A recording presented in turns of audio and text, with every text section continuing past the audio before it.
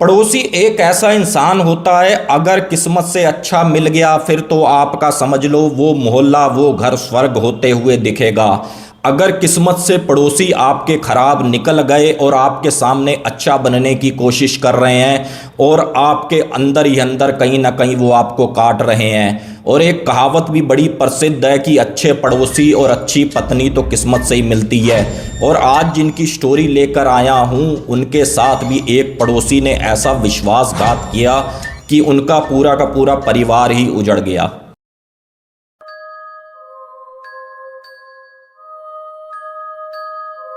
आप सबको मेरी नमस्कार, मेरा नाम है अजय। आइए फ्रेंड शुरू करते हैं आज की स्टोरी। और ये आई है हमारे पास उत्तर प्रदेश का एक शहर पड़ता है आगरा, वहाँ से।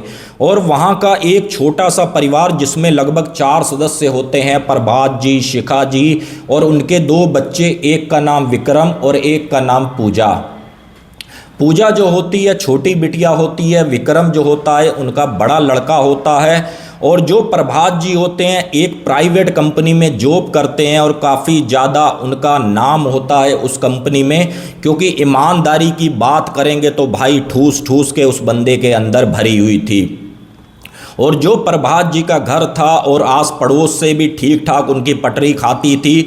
और जो पड़ोस में एक बंदा था अशोक नाम का, उनसे थोड़ा सा उनका मेल झोल कम रहता था, क्योंकि अशोक जी की तबीयत काफ़ी ज़्यादा ख़राब रहती थी। और जो अशोक जी का घर था और प्रभात जी का घर था, समझ लो एक दीवार इधर प्रभात जी और इधर अशोक जी, ऐसा इनका मकान था। और शिखा तो बिल्कुल पसंद नहीं करती थी जो अशोक जी की पत्नी थी शशि, क्योंकि उसने काफ़ी बार ये चीज़ नोटिस करी थी कि भाई ये टोना टोटका भी करती है और काफ़ी ज़्यादा उतारे करके दाएं बाएं रखती है। और शिखा ये सोचती थी कि अगर इसके पति की तबीयत ख़राब है तो भाई किसी अच्छे डॉक्टर को दिखाए, उसका पति वहाँ से सही होगा, ना कि भाई किसी टोने टोटके से। होता क्या है, एक समय ऐसा होता है जब प्रभात अपने ऑफिस से भाई घर आ रहे थे तो ठीक सामने उसके शशि आती है और ये कहती है कि प्रभात भैया, ये हमने पूजा करवाई थी और आपके लिए प्रसाद लाई हूँ, बाकी सबको तो हमने दे दिया, आप बचे थे, आप ये प्रसाद ले लो। और प्रभात जी मैं आपको बता दूं भगवान कृष्ण के काफ़ी ज़्यादा भक्त थे और उनकी एक आदत कह लो या उनका कुछ भी कह लो, अगर कोई भी घर में प्रसाद देने आता था तो वो खाते नहीं थे। अगर कहीं लंगर भंडारा हो रहा है तो वो जाना भी पसंद नहीं करते थे। लेकिन प्रभात यहाँ पर उनके हाथ से प्रसाद पकड़ लेता है शशि जी से कि बोले अच्छा नहीं लगता। वो अपना पन्नी पकड़ ही रहा था तो शिखा ठीक दरवाजे पर खड़ी थी, सब कुछ देख रही थी। और जैसे ही प्रभात जी अपने घर के अंदर आए और शिखा ने ये कहा कि भाई जब तुम्हें पता है कि उस औरत से मेरी पटरी नहीं खाती, मैं नहीं बोलती, तुमने उसके हाथ से ये पन्नी क्या पकड़ी। अब यहाँ पर प्रभात जी ये बोले कि भाई उन्होंने ये कहा है कि हमने पूजा करवाई है, अशोक जी की तबीयत सही नहीं रहती, तो उसी का ही बस ये थोड़ा सा प्रसाद है। यहाँ पर शिखा ये बोली कि अगर कोई पूजा होती है, कुछ होता है तो अड़ोसियों पड़ोसियों को भी बुलाया जाता है, तो इन्होंने किसी को भी नहीं बुलाया और ये प्रसाद बांटना कोई मेरे को समझ नहीं आ रहा। और तुम ऐसा करो कि ये प्रसाद फेंक कर आओ, किसी नदी नाले में डाल दो। तो प्रभात जी ये बोले भाई एक गिलास पानी तो पिला दे, अभी थका हारा ऑफिस से आया हूँ, चलो मैं सुबह जाऊँगा तो ये जो भी प्रसाद है मैं इसको किसी नदी नाले में डाल दूँगा। और प्रभात जी क्या करते हैं, वही पोटली पकड़ते हैं, ठीक अपनी फ्रिज के ऊपर रख देते हैं। और जैसे ही घंटा आधा अपना खाना वाना खाते हैं, टहल कर आते हैं, क्योंकि भाई ये जो बंदा था अपनी फिटनेस पर भी काफ़ी ज़्यादा ध्यान देता था। 45-50 की एज में आप इनको पहचान नहीं पाओगे, मतलब अच्छी पर्सनैलिटी थी। ये अपना जैसे ही टहल कर आए और अपना टीवी वगैरह देख रहे थे तो इनके दिमाग में पता नहीं क्या आया, ये ठीक उसी प्रसाद को उठाते हैं और खोलते हैं तो क्या देखते हैं, उसमें 5 तरह की मिठाई होती है और प्रभात जी यहाँ पर वो खाना शुरू कर देते हैं। और शिखा इनसे मजाक करती है और ये कहती है कि भाई एक आधा पीस हमारे लिए भी छोड़ देते अगर उन्होंने कोई मिठाई दी है तो।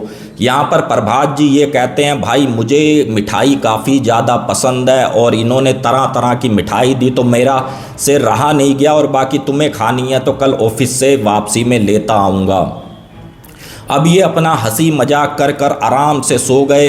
अब ये जैसे ही अगले दिन आता है और जैसे ही प्रभात जी शाम को आते हैं, सीधा अपना बैग फेंकते हैं दूसरी तरफ और ये कहते हैं कि शिखा एक कप चाय बना दे, मेरे को आज ऐसा लग रहा है जैसे मेरा सिर फट जाएगा।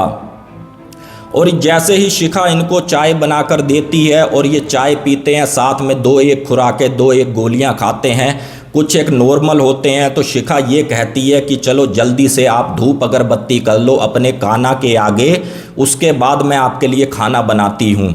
लेकिन प्रभात जी ये बोले कि भाई मेरा मन ही नहीं है पूजा भक्ति करने का, मैं नहीं करूँगा। और ये वही प्रभात जी हैं जो भाई आंधी हो तूफान हो बिना भगवान के धूप जलाए ये खाना नहीं खाते थे, चाहे सुबह का हो चाहे शाम का हो। तो यहाँ पर शिखा ने सोचा चलो कोई बात नहीं, इनकी तबीयत खराब है, कोई बात नहीं। यहाँ पर प्रभात जी अपना बढ़िया से अपना खाना वाना खाया, सो गए। अब ये जैसे ही अगले दिन अपना ऑफिस में थे, अभी दोपहर के 2-1-3 बजे का समय था, तो इनको क्या महसूस हुआ, जो मेरा ये कंधा है, जो बाजू है, काम नहीं कर रही। ये अपने जूनियर को आवाज़ मारते हैं कि भाई अर्जुन इधर आओ इधर आओ। बोले यार मेरे को घर पहुंचा दो, मुझे ऐसा लग रहा है जैसे मेरी ये बाजू, मेरा हाथ सुन पड़ रहा है, काम नहीं कर रहा। और जो इनके ऑफिस का मालिक था काफ़ी ज़्यादा अच्छा था, उसने घर ले जाकर ना सीधा हॉस्पिटल में इनको एडमिट करवाया और लगभग 3 से 4 दिन प्रभात हॉस्पिटल में रहे और वहाँ से बिल्कुल फिट होकर आए। अब जैसे ही प्रभात जी घर थे तो ऑफिस के मालिक ने ये कहा कि भाई आराम से घर रहो और जब तुम बिल्कुल रिकवर हो जाओ तब ऑफिस में आना, और ऑफिस में कोई ऐसा नहीं है कि भाई कोई टेंशन वाली बात है, आप अपना पहले अपने शरीर पर ध्यान दो।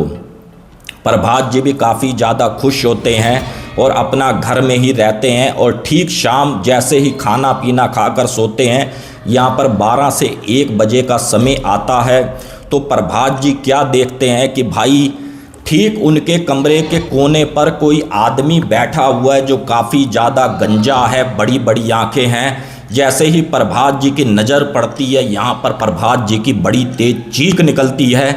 जैसे ही चीख निकलती है, शिखा भी उठ बैठती है कि भाई क्या हो गया। तो प्रभात जी ये कहते हैं कि वो देख वो आदमी बैठा हुआ और किस तरीके से मेरे को देख के हंस रहा है, ये हमारे घर में कैसे घुसा, क्या तूने दरवाज़ा बंद नहीं किया था। इस तरीके से उंगली कर कर उसी की तरफ देख कर बात कर रहे थे। और जब शिखा ने देखा तो वहाँ पर कोई भी नहीं था।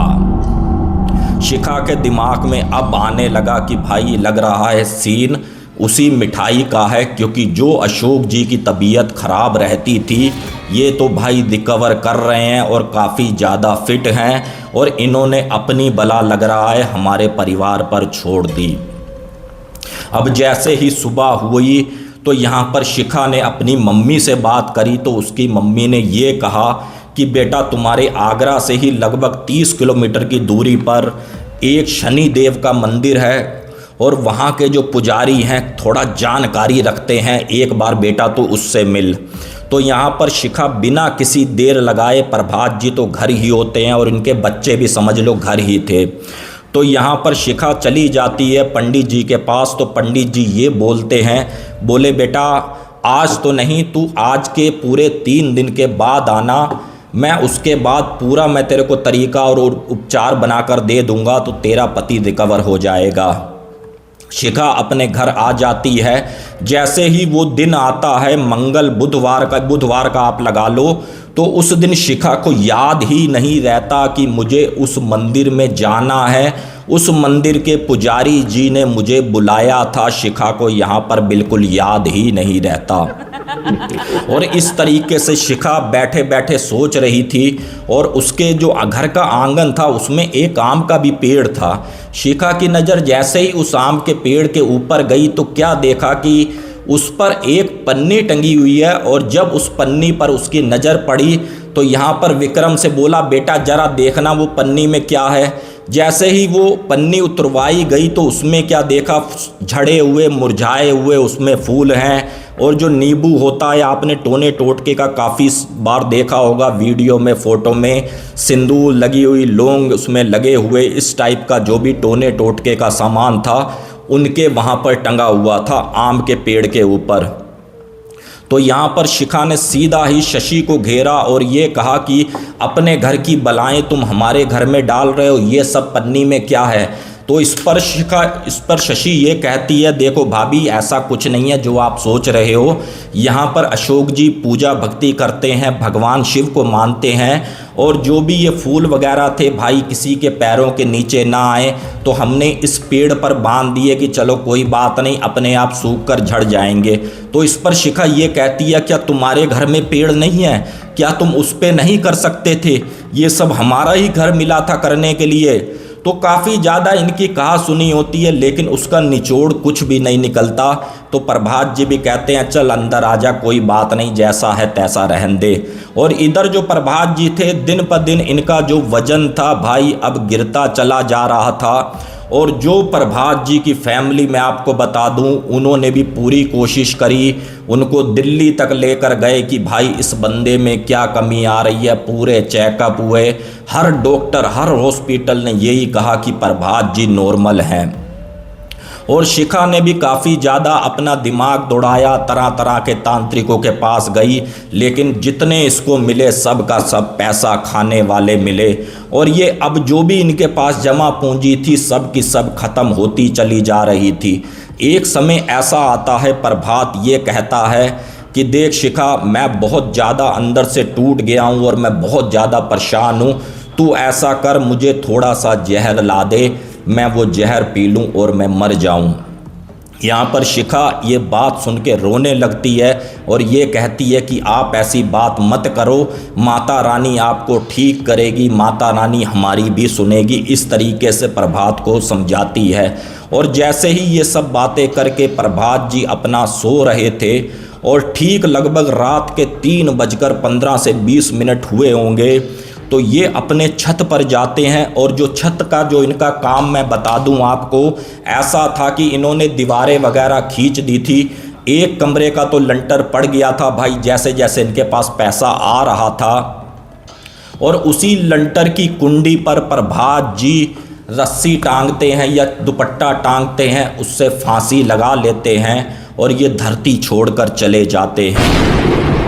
और जैसे ही शिखा जी की भी आंख खुलती रहती थी, बीच बीच में प्रभात जी की तरफ देखती थी और देखती है कि भाई प्रभात जी नहीं है। और शिखा बिना किसी सोच संकोच के सीधा छत पर जाती है और क्या देखती है कि प्रभात जी अब इस दुनिया में नहीं रहे। और क्या देखा, जो शिखा ने जो मेन बात थी पॉइंट वाली, जहां पर प्रभात जी ने फांसी लगाई थी, ठीक उसके नीचे इस तरीके से एक क्रॉस का निशान बना हुआ था। लेकिन शिखा ने अड़ोसी पड़ोसियों की मदद से प्रभात जी को नीचे उतरवाया, पुलिस वगैरह भी आई, जो भी पुलिस ने जो भी अपनी तहकीकात करनी थी पूरी करी और वो चली गई। और इन्होंने भी प्रभात जी का जैसे तैसे अपना अंतिम संस्कार किया।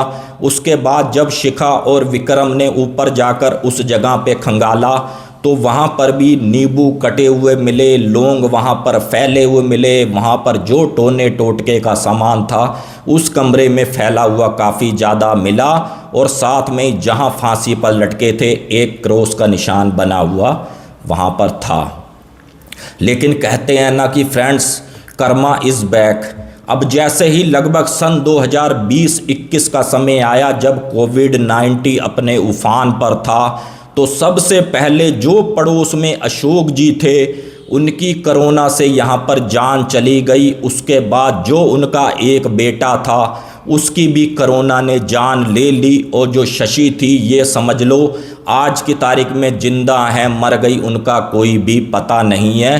और जो यहाँ पर प्रभात हैं, प्रभात जी की पत्नी थी, प्रभात जी जिस ऑफिस में काम करते थे और उसके मालिक का ये कहना था कोई बात नहीं, आज प्रभात जी हमारी कंपनी में नहीं है, उन्होंने काफ़ी कुछ दिया है इस कंपनी को, और जब तक मेरे से हो पड़ेगा बन पड़ेगा, मैं पेंशन के रूप में, तनख्वाह के रूप में उस परिवार को देता रहूँगा, और आज की तारीख में भी उनको वो मालिक पेंशन देता है।